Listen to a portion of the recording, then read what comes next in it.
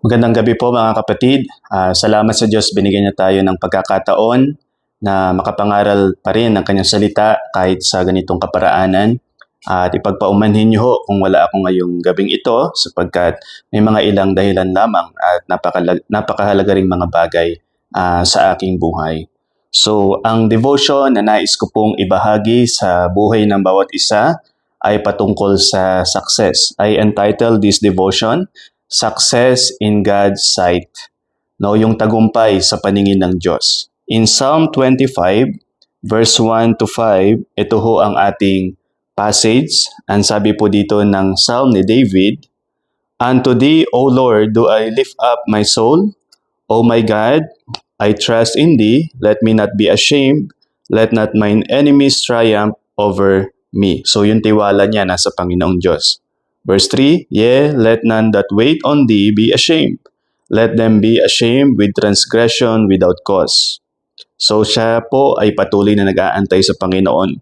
And then verse 4, "Show me thy ways, O Lord, teach me thy paths." So makikita natin dito yung kanyang heart na laging nagpapagabay sa Diyos, nagpapaturo. And then verse 5, "Lead me in thy truth and teach me, for thou art the God of my salvation. On thee do I wait all day." So makikita natin dito na gusto niya lagi ng leading ng Panginoon at siya ay laging mag-aantay sa Panginoong Diyos. So what is the definition of success para sa iyo? Sa maraming tao, ang ibig sabihin ng success or katagumpayan, kung ito ay marireach nila ang buhay na sila ay yumaman or sila ay maging makapangyarihan or sila ay maging sikat. No? Para sa maraming tao, yun yung kanilang highest priority. And I would like to remind you, mga kapatid, mga mananampalataya, hindi magiging goal ng Diyos sa iyong buhay na ikaw ay yumaman. Masama ba ang yumaman? Of course, hindi. At yun ba ay hindi maka-Diyos? Ang pagyaman? Of course, hindi po nagpapaging hindi maka-Diyos pag ang isang tao ay mayaman. So ang pagyaman ay hindi goal ng Diyos sa iyong buhay, pero ito ay maaaring overflow sa iyong buhay kung ano man yung nais ng Diyos sa iyo. So ang pagyaman ay napakahalagang makita natin na maaaring resulta lamang doon sa buhay na plano ng Diyos sa bawat isa sa atin. And I believe lahat ng tao mayroong plano ang Diyos. No? Hindi pinayagan ng Diyos ang sinumang tao na malalang or maipanganak sa mundong ito nang wala siyang plano at walang layunin ang Diyos sa kanyang buhay. So success, I believe, sa paningin ng Diyos, sa katayuan ng Diyos, ang success, ito po ay patungkol sa buhay na ikaw ay nakakamtan mo yung buhay kung ano yung gusto ng Diyos sa iyong marating at ikaw ay nagiging tao na nais ng Diyos sa iyong buhay at malakaran mo yung landas na kanyang inihatag sa iyo. Kung titingnan natin sa Deuteronomy chapter 10, verse 12, ang sabi ng Diyos sa kanyang bayan, "And now Israel, what doth the Lord thy God require of thee? But to fear the Lord thy God, to walk in all his ways, and to love him, and to serve the Lord thy God with all thy heart, and with all thy soul." So makikita natin dito na ang nire-require ng Diyos sa kanyang bayan, ang isa po dito ay lumakad sila sa mga daanan ng Diyos, sa mga landas na inihatag ng Diyos sa kanila. So the same thing with us. I believe na kapag tayo ho ay natutunan nating lumakad sa daan ng Diyos sa buhay natin, yun yung maghahatid sa ating buhay sa matagumpay na buhay, sa buhay na plano ng Diyos sa bawat isa sa atin. So ang banal na Espiritu Santo, ito ang naggagabay sa atin upang sabihin sa atin kung ano yung gusto ng Diyos. At pag tayo ay naging masunurin sa kagustuhan ng Diyos sa ating buhay, matututunan nating maglingkod sa Panginoon, mahalin siya, magkaroon ng mataas na paggalang sa Kanya at lumakad sa mga landas na nais ho niya sa ating buhay. So again, success, it means walking in God's ways. Ikaw ay lumalakad doon sa daan ng Diyos na Kanyang inihatag para sa iyong buhay. So maraming paraan na nagpapakita sa buhay ng isang tao na siya ay lumalakad sa landas ng Diyos. Una, pag ang isang mananampalataya ay lumalakad sa landas ng Diyos sa kanyang buhay, makikita po natin first is we grow closer in our relationship with the Lord. Tayo ay lumalago sa ating relasyon sa ating Panginoon because makikita natin ang isang Kristiyano na gusto niya laging kasama ang Diyos sa kanyang buhay, mas lalo siyang napapalapit sa Panginoon. And the more na tayo ay mas napapalapit sa Diyos, mas lalong binibigyan tayo ng Diyos ng kakayahan na makita ang mga bagay sa ating buhay ayon sa kanyang kaparaanan at ayon sa kanyang nais sa bawat isa sa atin. Sabi nga sa Jeremiah 29:13, sabi ng Diyos, "And you shall find me and seek me if you will search for me with all your heart." So, makikita natin na malalaman natin yung daan ng Diyos sa ating buhay kung siya ay ating hahanapin. Kung siya ay hahanapin natin ng buong puso. So, if you are walking in God's ways, ibig sabihin din yan, mas lalo ka napapalapit sa relasyon mo sa Panginoon. So, let me ask you kapatid, kamusta yung relasyon mo sa Panginoon? Napapalapit ka ba sa Kanya? Or nalalayo ka sa Kanya? So, depende yan kung saan ka naglalakad. Because kung lumalakad ka ayon sa daan ng mundong ito, of course, mas napapalapit ka sa mundo. Pero pag lumalakad ka ayon sa daan or landas ng Diyos sa iyong buhay, mas lalo ka napapalapit sa Panginoon. Kaya pag nakikita mo ang buhay mo, na palayo ka ng palayo sa Diyos, bumabagsak ang iyong relasyon sa Kanya, nanghihina ang iyong relasyon at lapit mo sa Panginoong Diyos, it means hindi ka lumalakad ayon sa daan ng Diyos sa Kanyang buhay. Gaano man kaganda yan sa iyong paningin, gaano man kaayos yan sa iyong paningin, gaano man ka mapagpala yan sa iyong paningin, kung hindi yan yung landas ng Diyos na dapat mong lakaran sa iyong buhay, hindi ka dyan magtatagumpay sa paningin ng Diyos. Kaya napakahalaga as a believers of Christ, lagi mong ipanalangin sa Diyos kung ano yung landas na dapat niyang tahakin sa iyong buhay upang ikaw ay magtagumpay dahil yun yung buhay na kung saan lalong magpapalapit sa iyo sa Panginoon. Mas lalo mo siyang mamahalin, mas lalo mo siyang mauunawaan, mas lalo mo siyang makikilala sa iyong buhay. And then second, pag lumalakad ka sa landas ng Diyos sa iyong buhay, makikita natin sa atin na we cultivate a rich prayer life. Ibig sabihin, mas nade-develop sa atin, mas nag-grow sa atin yung buhay pananalangin. Mas lalo tayong yumayaman sa pananalangin sa ating Panginoong Diyos. Because if you are walking in God's ways, it means lagi mong kakausapin ang Diyos sa iyong buhay. So pagising mo pa lang sa umaga, ano ang unang bagay ang pumapasok agad sa iyong kaisipan? No, it may be someone or somebody, or is it God? Diyos ba ang unang pumapasok sa iyong kaisipan pagising mo sa umaga? Nakikipag-usap ka ba sa Kanya? Tumatawag ka ba sa Kanya? Hindi mahalaga sa Diyos na perpekto ang iyong salita. Ang mahalaga sa Diyos ang laman ng iyong puso. At maaring may mga prayer ka na mali. Maaring may mga bagay na masabi mo sa Diyos na hindi niya kalooban. But you still need to continue in prayer because ang Diyos ang gagabay sa iyo. Ang Holy Spirit ang gagabay sa iyong panalangin tungo sa kalooban ng Diyos sa iyong buhay. What you just need is to start your prayer life and you continue in your prayer life and pray without ceasing. Magpatuloy ka sa pananalangin sa Diyos, ano man ang sitwasyon sa iyong buhay. So if you are walking in God's way, sa lahat ng nararanasan mo, nakikipag-usap ka ba sa Diyos? Pagising mo pa lang sa umaga, pag ikaw ay may mga pagpapala na nanggagaling sa Diyos, nananalangin ka ba sa Kanya? Nagpapasalamat ka ba sa Kanya sa bawat opportunity, privilege na ibinibigay niya sa iyong buhay? Or pag may mga pagsubok ka, may mga problema, may mga alalahanin ka nararanasan, sa Kanya ka ba tumatawag, sa Kanya ka ba lumalapit? So, pag lumalakad ka sa landas ng Diyos, sa daan ng Diyos sa iyong buhay, lalo kang yayaman sa panalangin, lalo kang sasagana sa buhay pananalangin sa Diyos sapagkat kinikilala mo na lahat ng iyong ginagawa, kasama mo ang Panginoon at lagi ka nanghihingi sa Kanya ng direksyon. Lagi ka nanghihingi sa Kanya ng gabay. Kaya nga sabi ni David, teach me thy ways, diba? Teach me thy paths, lead me into thy truth. So lagi siyang nagpapaturo sa Diyos through prayer. And kaya it is very important na tanungin natin ang ating sarili, tayo ba ay teachable man or woman? Because a teachable man is also a usable man. At the same time, ito ay magbibigay sa iyong buhay ng success ayon sa paningin ng Diyos. So, if you are walking in God's ways, it means you cultivate a rich prayer life. And then, third, we learn to view things as He does. No, nakikita na natin yung mga bagay sa buhay natin ayon sa perspektibo ng Diyos, ayon sa Kanyang paningin. Kaya, tanungin natin ang ating sarili pag may mga nararanasan tayong mga mabibigat na sitwasyon, may mga bagay na hindi tayo maintindihan, or may mga taong hindi tayo magustuhan sa buhay natin, nakikita na natin yon not based on our perspective or not based on others' opinions, but based on God's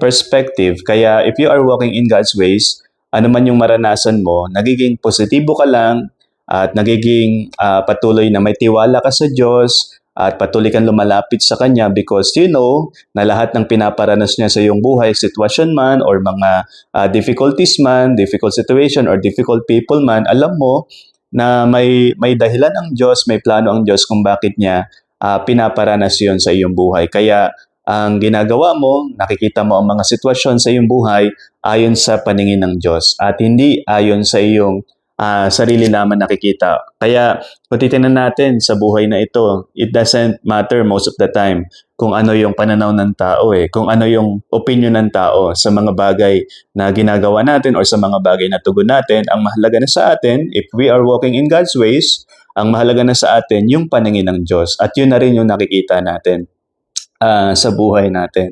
For example, may somebody or someone na nakasakit sa iyo, may hindi magandang nagawa sa iyong buhay.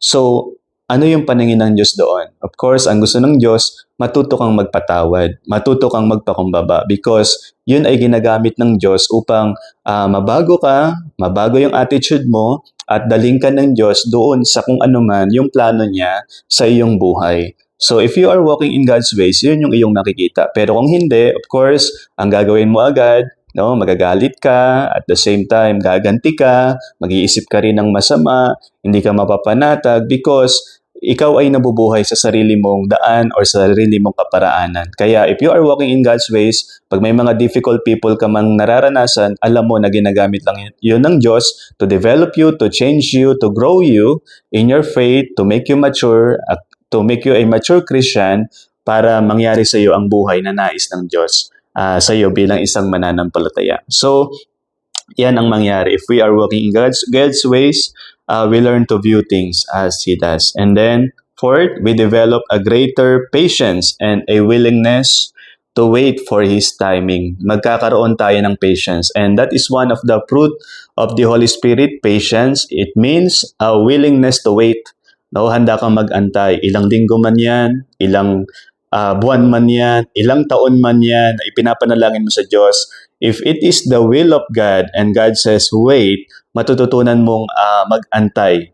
So, kasi ang masamang pita ng laman, di ba, ang last, it cannot wait Ito ay laging nagsasabi sa iyo na, now.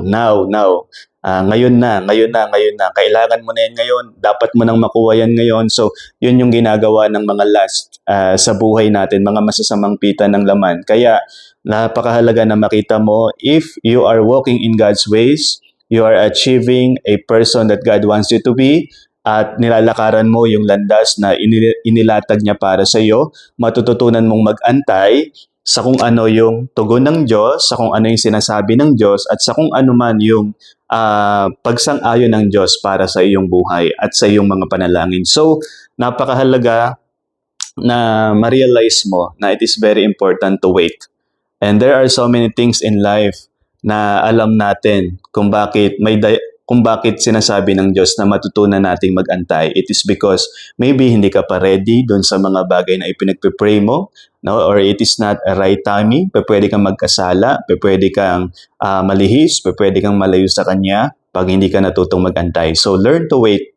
At yan ang magiging bunga pag lumalakad ka sa paraan ng Diyos. Because alam mo na ang Diyos ang kasama mo, may maganda siyang plano sa iyong buhay, hindi ka niya iiwan, hindi ka niya pababayaan.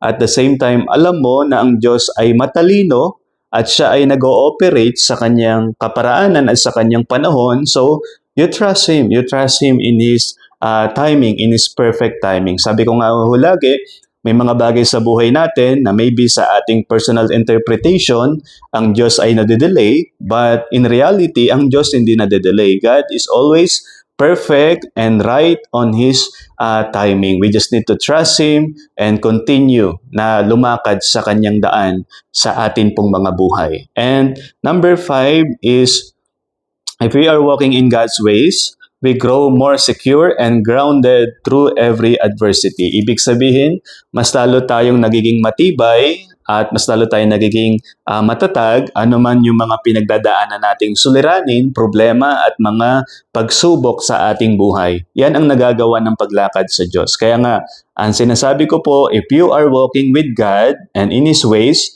it doesn't matter now where we walk, no? Hindi na mahalaga kung saan ka naglalakad. Yan man ay may mga mabibigat na suliranin, yan man ay nasa madidilim na kagubatan, yan man ay mga nasa mga alam niyo po yun, sa mga binabagyong sitwasyon sa iyong buhay, ano man yung iyong nilalakaran, it doesn't matter na as long as kasama mo ang Diyos sa iyong paglakad. So, the question, are you walking with God?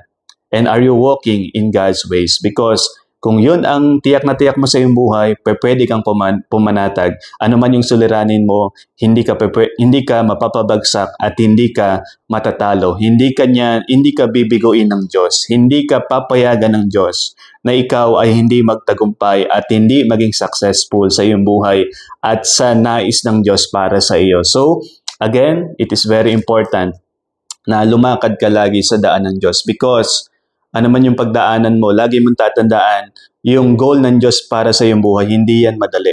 May mga mabibigat na sitwasyon, may mga hadlang na mararanasan ka, may mga attitude na dapat mong baguhin, may mga actions na kailangan mo ring baguhin. So, maraming mga bagay na pagdadaanan ka sa iyong buhay, maraming mga sitwasyon na ma-experience mo na to the point na minsan parang gusto mo nang sumuko, gusto mo nang mag-give up, parang ayaw mo nang magpatuloy, pero dahil alam mo na ang Diyos ay may plano sa iyo, may layunin siya sa iyong buhay at may maganda siyang pinangako para sa iyo at gusto kanya maging successful ayon sa kanyang paningin.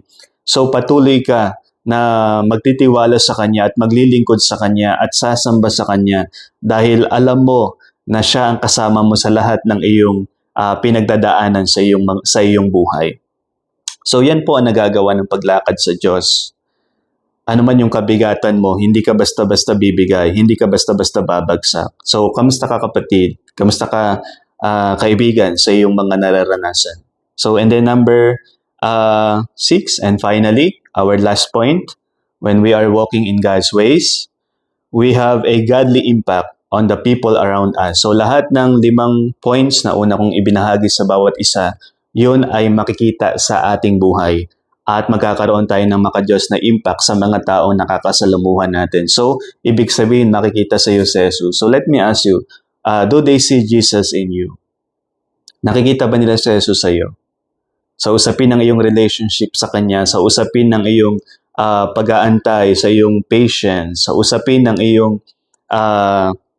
sa iyong buhay pananalangin, or sa usapin sa iyong buhay kapag nakakaranas ka ng mga mabibigat na sitwasyon, nakikita ba nila ang Panginoong Jesucristo sa iyo? Kung paano ka lumakad, kung paano ka mag-isip, no? Kung paano ka, kung paano ang iyong ugali or kung paano ka tumugon sa mga bagay sa iyong buhay, nakikita ba nila ang Panginoong Jesucristo? So, if you are walking in God's ways, that is the most important thing na dapat mong i-secure, na dapat mong tiyakin sa iyong buhay, na lumalakad ka doon sa daan ng Diyos. Because yun yung tutulong sa iyo or maglalagay sa iyo sa posisyon na ikaw ay magiging matagumpay sa buhay na ito ayon sa paningin ng Diyos para sa iyo. So success, it means walking in God's ways. That is the definition of God pag pinag-usapan ng success.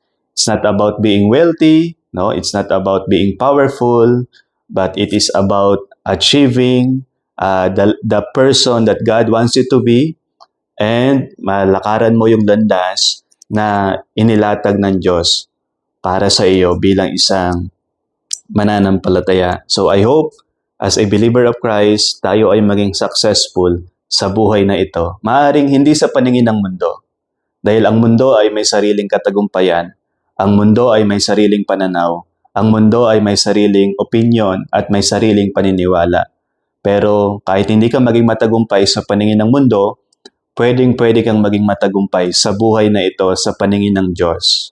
Kung ikaw ay lalakad sa kanyang daan, sa kanyang landas, ikaw ay magiging teachable man, ikaw ay magiging person na masasabi nating may tiwala sa Panginoon, lumalakad sa kanyang nais sa iyong buhay, at ang nais mong marating sa iyong buhay ay kung ano man yung goal ng Diyos para sa iyo. So I hope makita natin, magkaroon tayo ng laging paraan upang mas lalo nating mahalin ang Diyos, paglingkuran siya, at patuloy na siya ay ating bigyan ng kaluwalhatian sa ating buhay. I hope tayo'y pinagpala sa maikling devotion na ito at tayo nawa ay magkaroon ng katagumpayan sa buhay na ito ayon lamang sa paningin ng ating Diyos. Let us pray.